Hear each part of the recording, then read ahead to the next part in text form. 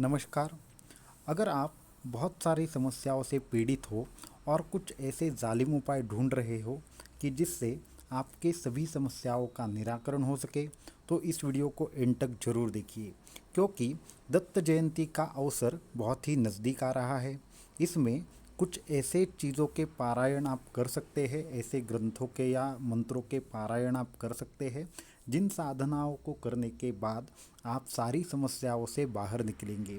तो दत्त जयंती पे ऐसे कौन से जो अनुष्ठान है जो आपको करने चाहिए, जिसकी वजह से आप समग्र आपके मनोकामना भी पूरी हो, और अगर आपको कोई प्रॉब्लम हो तो उसका सॉल्यूशन मिले।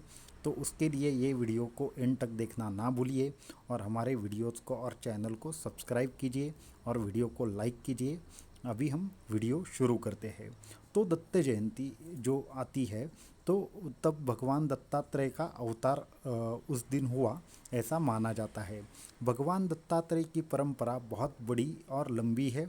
उसमें परमहंस परिव्राजकाचार्य श्रीमद् वासुदेवानंद सरस्वती स्वामी महाराज जी ने बहुत सारे ऐसे ग्रंथों की रचना की जिसमें भगवान दत्तात्रेय के अवतारों का वर्णन है, और साथ में ही उन्होंने बहुत ऐसे तंत्र मंत्रों का निर्माण किया जिससे जनसामान्य का कल्याण हो सके।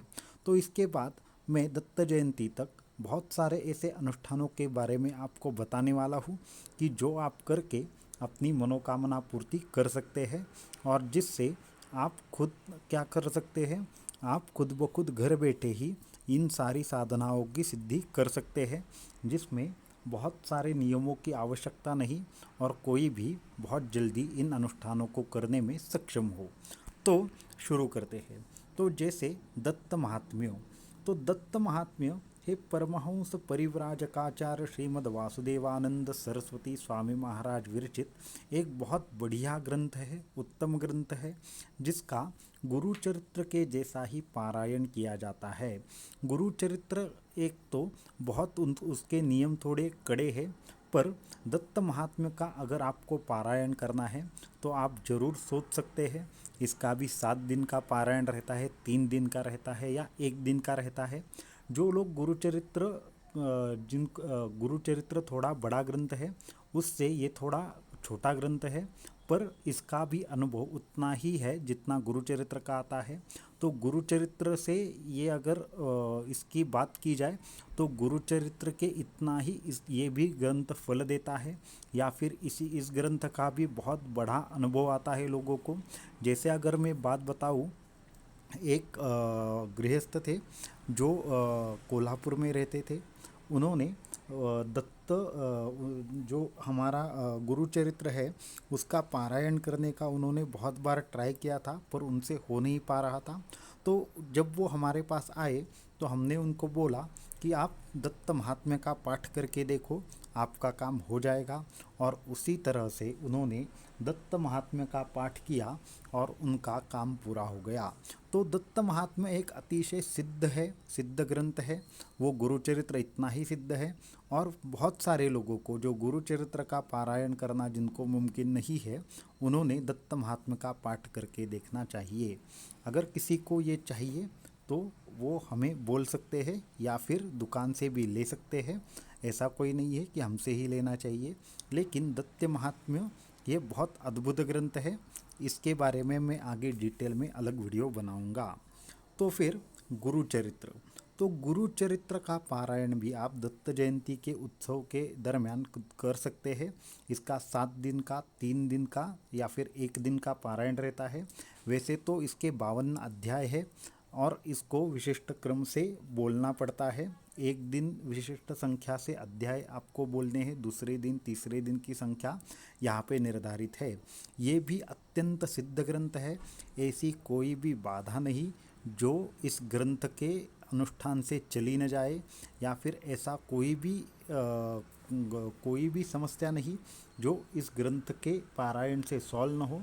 ऐसा कोई रोग नहीं, करनी, बाधा, पिशाच या फिर कोई भी बंधन क्यों न किया हो, गुरु चरित्र के पारायण से ये सारी की सारी जो भी प्रॉब्लम है वो चली जाती है।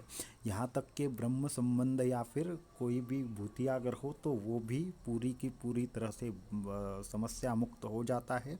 मैंने खुद बहुत सारे लोगों को इसका प्रयोग करके हुए देखा है और बहुत ही नज़दीक से मैंने इसका अनुभव भी किया है। बहुत सारे लोग गाणगापुर में या फिर नरसोबा की वाड़ी में ऐसे जो प्रसिद्ध जगह है वहाँ पर जाकर विशेष तौर पर गुरु चरित्र का पारायण करते हैं। तो इसके जो 52 अध्याय है वो इस तरह की कुछ फ्रीक्वेंसीज जनरेट करते हैं कि जो अत्यंत उत्तम है और वो आपके आसपास कभी भी कोई भी निगेटिविटी नहीं आने देगी। और खुद भगवान नरसिंह सरस्वती जी ने इस ग्रंथ में कसम खाई है कि जो भी इस ग्रंथ का पारायण करेगा हम उसके घर में निवास करेंगे। और अगर गुरु चरित्र के पारायण की अगर मैं बात करूं तो कुछ इस तरह से है, वो ग्रंथ है, जे जे काड़ी अंतःकरण पवित्र तेते समयी गुरुचरित्र वाचावया पवित्र।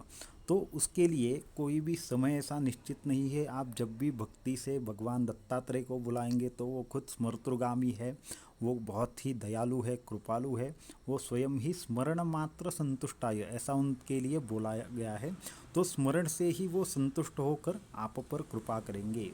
तो आप ये गुरु चरित्र का भी पारायण दत्त जयंती के अवसर पर करके भगवान दत्तात्रेय की कृपा प्राप्त कर सकते हैं। तीसरा है गुरु चरित्रांतर्गत गुरु गीता। तो फिर ये गुरु गीता जो है वो गुरु चरित्र के ही अंतर्गत आती है, पर जिन लोगों को गुरु चरित्र का पूरा पारायण या फिर जो बाकी के चीज़ों का पारायण पॉसिबल नहीं है, उन्होंने इसका 9 दिन का या 11 दिन का पाठ करना है। और इसमें तो जो भी आप कल्पितस्य कामधेनु ऐसा यहाँ पे बोला गया है। तो कल्पितस्य कामधेनु का मतलब है जो भी आप मनोकामना करोगे वो पूरी हो जाएगी, न कोई बाधा रहेगी, न मंत्र रहेगा, न तंत्र रहेगा, कोई भी चीज़ आप पर असर नहीं कर सकती। यहाँ तक कि मैंने देखा है एक घर में काफ़ी समय से करनी बाधा का प्रॉब्लम था। तो करनी बाधा का जो प्रॉब्लम था तो इसके 11 दिन के पाठ से ही समाप्त हो गया। एक आदमी था, उसको कुछ असाध्य रोग हो गए थे, तो उसने भी इसका दक्षिण दिशा की ओर मुख करके पारायण किया था और सिद्ध आसन पे बैठकर किया था और उसकी भी सारी समस्याएं सॉल्व हो गई थी। तो आज के दत्त जयंती के अवसर पर मैं आपको इतना बताना चाहता हूँ कि आप भी इन सभी चीज़ों का अनुभव ले, खुद कुछ ना कुछ तो करे और दत्त जयंती के अवसर पर भगवान दत्तात्रेय की कृपा प्राप्त करे। तो ऐसे ही अगर आपको विविध साधनाओं के बारे में जानना है तो इस हफ्ते में मैं बहुत सारी ऐसी साधनाएं डालने वाला हूँ जिसका आपके आध्यात्मिक उन्नति के लिए और सांसारिक उन्नति के लिए लाभ हो सके। तो आप ज़्यादा से ज़्यादा इस चैनल को सब्सक्राइब करें, ज़्यादा से ज़्यादा लोगों तक ये वीडियो पहुँचाएं और बहुत जल्द ही मैं हर ग्रंथ का एक अलग से वीडियो बनाने वाला हूँ जिससे उस ग्रंथ में क्या है, पारायण पद्धति कैसी है, ये सारी चीज़ें आपको पता चल सके। तो आज के वीडियो में इतना ही, अगले वीडियो में मैं और एक्सप्लेन करूँगा। धन्यवाद।